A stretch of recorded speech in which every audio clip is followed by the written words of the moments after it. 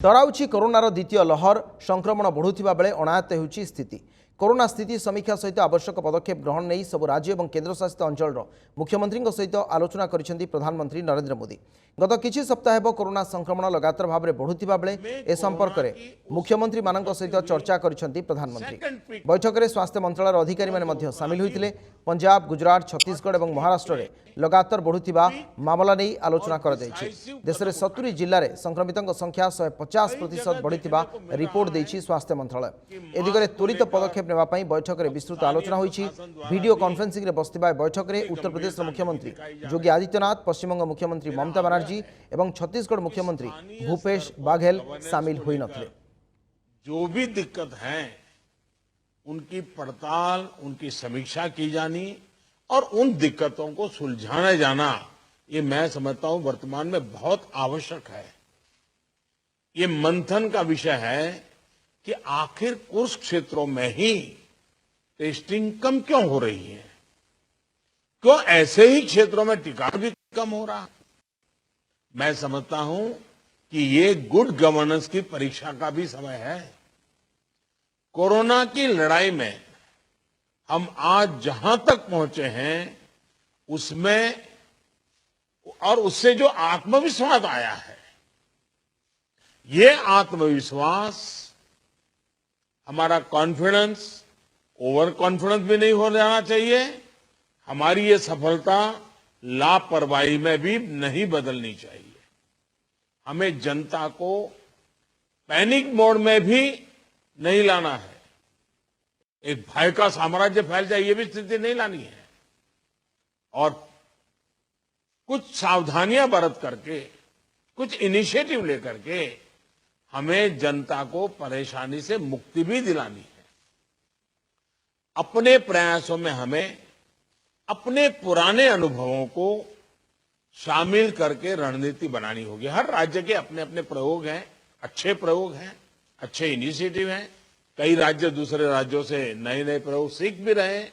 लेकिन अब एक साल में हमारी गवर्नमेंट मशीनरी को नीचे तक ऐसी स्थितियों में कैसे काम करना, करीब करीब ट्रेनिंग हो चुकी है। अब हमें प्रोएक्टिव होना जरूरी है।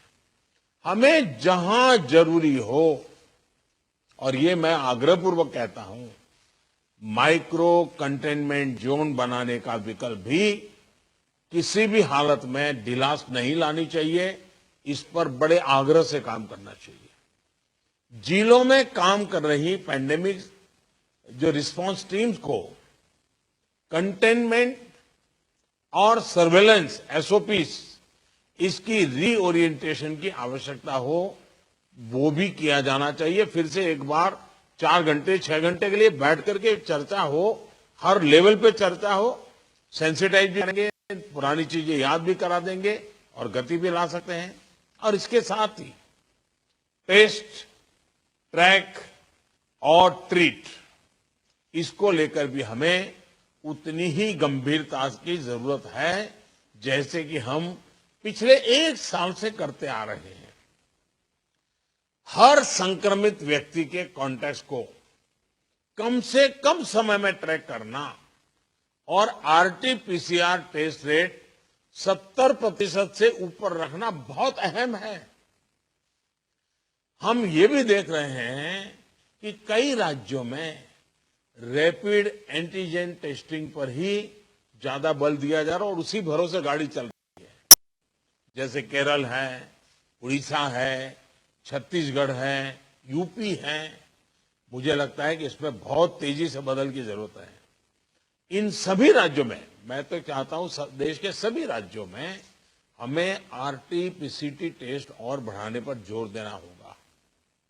एक बात जो बहुत ध्यान देने वाली है वो ये कि इस बार हमारे टियर 2 और टियर 3 शहर जो शुरू में प्रभावित नहीं हुए थे, उनके आसपास के क्षेत्र प्रभावित ज्यादा हो रहे हैं। देखिए, इस लड़ाई में हम सफलतापूर्वक बच पाए हैं, उसका एक कारण था कि हम गांवों को इससे मुक्त रख पाए थे।